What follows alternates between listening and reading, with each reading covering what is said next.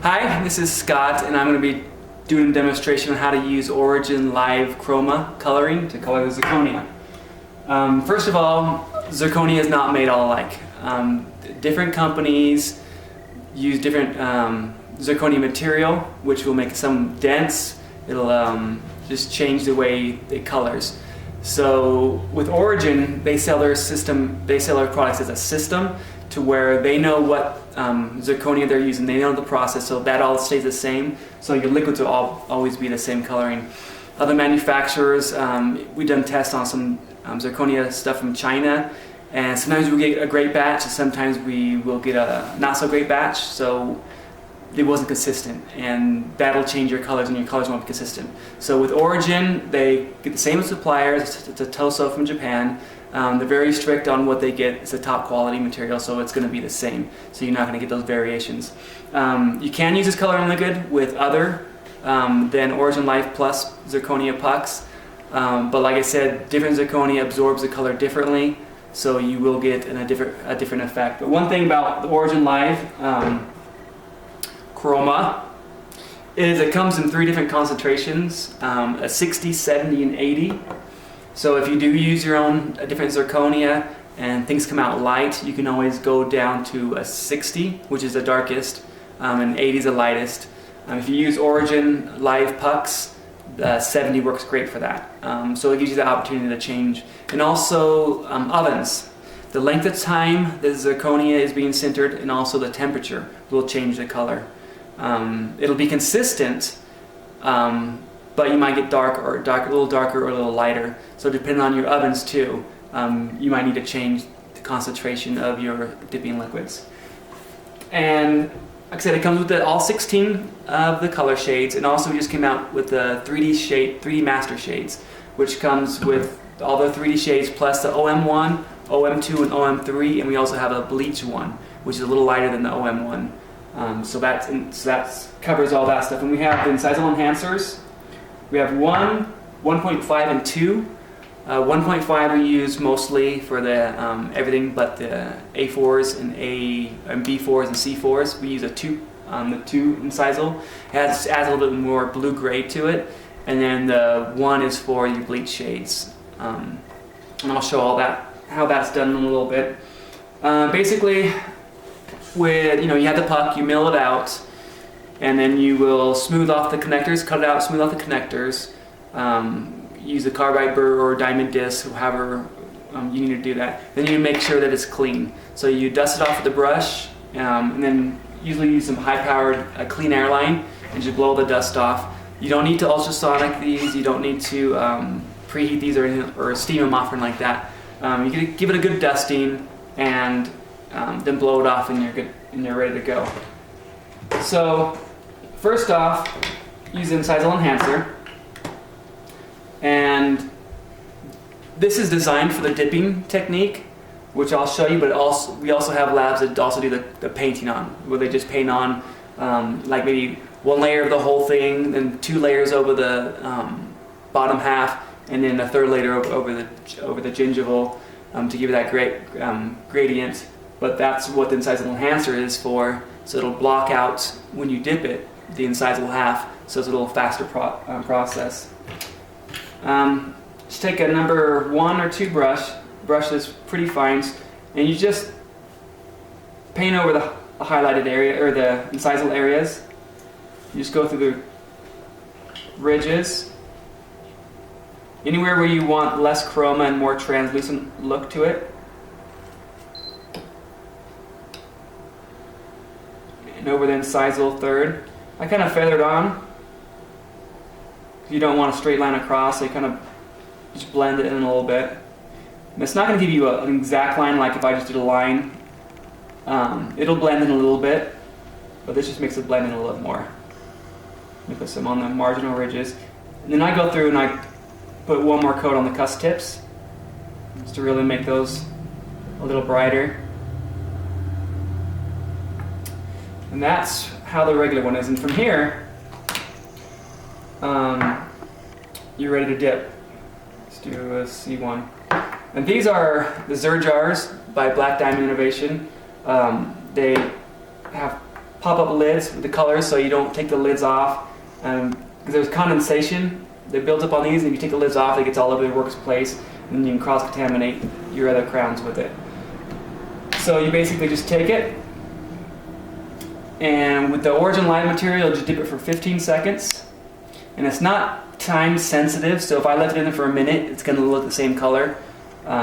It will soak in 0.2 more. For 15 seconds, it soaks in 1.2 millimeters in both sides, and in a minute, it does 1.4.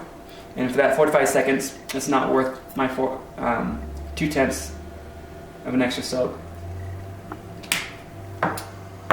So when you take it out, we usually just blot it with a paper towel. Just use a tissue. You don't have to get it totally dry because it'll dry on its own really quick. Or you can take an airline, clean airline, and blow it off. Whatever you want to do. And then from this point, you put it margins up into the firing tray. And I'll show you what the chroma inhibitor, the green stuff, is for. When you have a bridge, this mass of zirconia will absorb more color when you dip it, and so this will be darker than the abutments.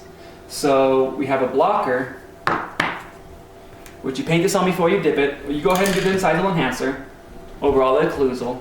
And those areas that you didn't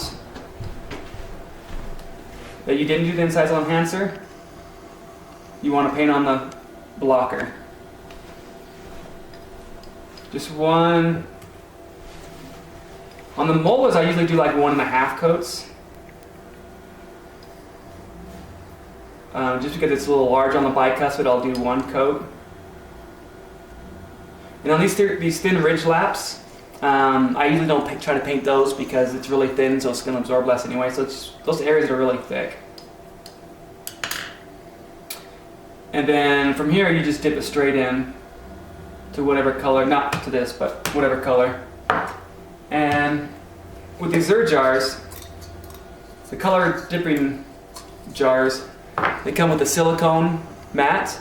What this does, first of all, I've dropped them many times, actually pulling them out of here, and I drop them, hit the glass, and then they'll break a margin. This acts as like a little pad, so you won't get those margins broken. And also, after time, sediment will build up at the bottom of here. It's just excess dust that you usually don't get out. That sediment will go through these little ridges, and your crowns won't be sitting in the sediment. I have seen that affects the color a little bit if there's too much sediment down there. And also, you don't have to throw out your liquid as much because your crowns aren't sitting in stuff in the bottom.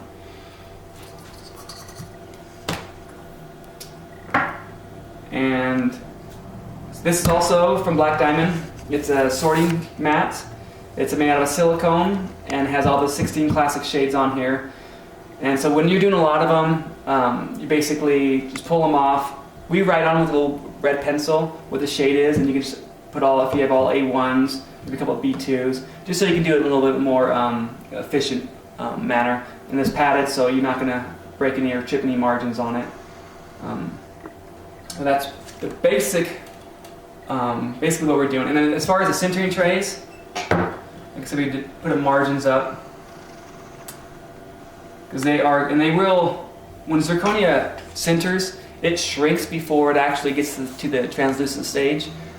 So if your crowns are coming out and you're wondering, oh, they didn't shrink right or something like that, if it looks good, then it shrunk all the way.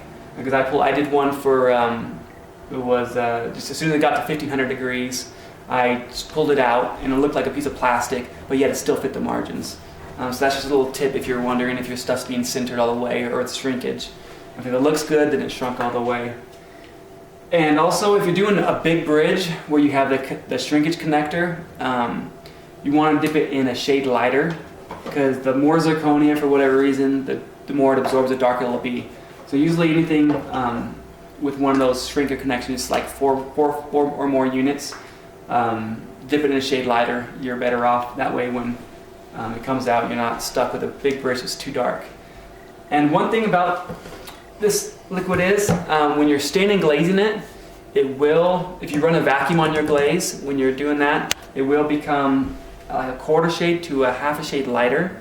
So Origin, or B&D actually came out with a stain and glaze fritz that doesn't use a vacuum, so you can be more consistent. Because every vacuum, even though the same kind of vacuums, it might pull a slightly different vacuum, and the vacuum will pull out some of the color, and so it'll appear a little lighter. So they've eliminated the need for a vacuum, so you get more consistent from lab to lab to lab to oven with your colors. But if you do have one that it comes out of the sintering oven and it's like a half a shade or a quarter shade too dark, you can actually run it under, I use the Ceramical 3 cycle, which I think runs 1760 degrees Celsius with full vacuum, and it'll actually lighten your restoration a little bit. But I think that's pretty much it. You can get the jars at zirjars.com, and they have kits with the mats, and also Origin CAD-CAM is where you can get the Origin Chroma liquids along with the Incisal enhancers and Chroma inhibitor. But if you have any other questions, you can feel free to contact me or put a post underneath this video, and we'll talk later. Thanks.